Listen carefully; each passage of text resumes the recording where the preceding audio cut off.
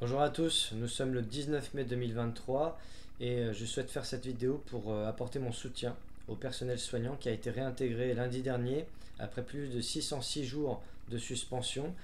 Suivant les témoignages et suivant les endroits, beaucoup ont eu des difficultés à revenir dans leurs fonctions, d'autres ont été réintégrés de manière plus ou moins positive.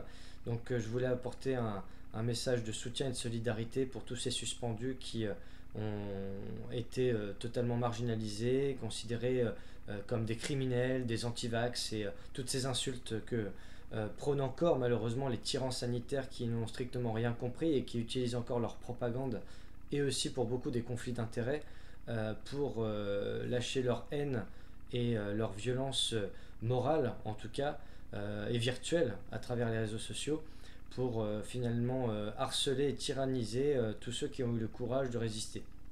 En attendant, les choses sont ainsi faites. Nous avons connu une crise sanitaire totalement inique, inédite, mais surtout nous avons aussi un système qui est à la dérive totale et qui finalement reflète un petit peu cette phrase de Cicéron, plus la fin d'un empire est proche et plus ses lois sont folles. Et on s'aperçoit que le décret qui est sorti lundi dernier prône simplement la suspension de l'obligation vaccinale. Donc rien n'est fait, rien n'est joué encore, donc il faut aller jusqu'au bout des choses.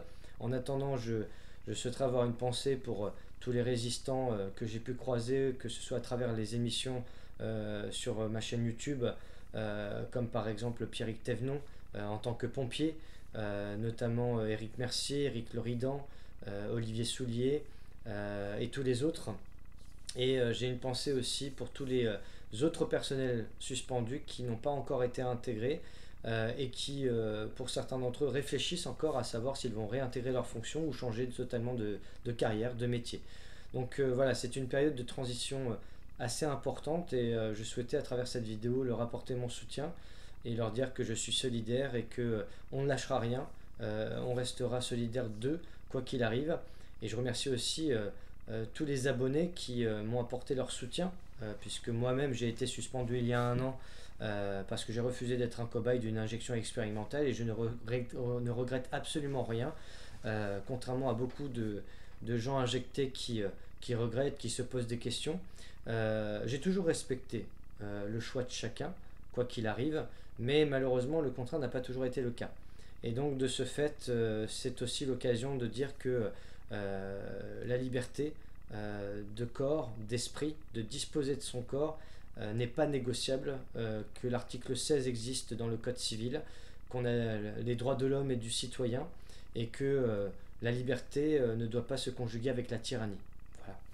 Ensuite, je voudrais rebondir sur cette polémique qui a lieu au Palais de Tokyo depuis quelques jours, depuis quelques semaines, concernant cette œuvre d'art, soi-disant œuvre d'art, qui évoque l'apologie de la pédophilie en réalité, mais qui est sous le prétexte de crimes de guerre dénoncés par l'artiste, sachant quand même que on déboulonne des statues, on crie à, comment dire, à la colonisation, à l'esclavage, on prône la cancel culture en déboulonnant des statues, mais par contre, quand il s'agit de faire l'apologie de la pédophilie, on trouve aucun défenseur des enfants, par exemple, aucune féministe, aucune personnalité pour s'insurger que un enfant attaché puisse se faire une gâterie à un adulte. Même si l'œuvre est déconseillée aux mineurs et que les mineurs n'ont pas accès à cette œuvre d'art en théorie, eh bien, en pratique, ça reste choquant et ça reste malgré tout assez accessible.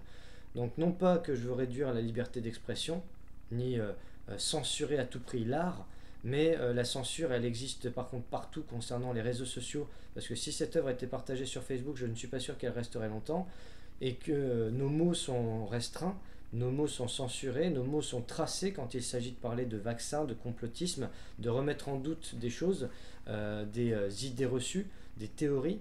Mais par contre, quand il s'agit de faire l'apologie de quelque chose de criminel, apparemment ça ne pose pas de problème. Donc je m'interroge sur ce double langage, en quelque sorte, sur cette indignation à géométrie variable. Voilà.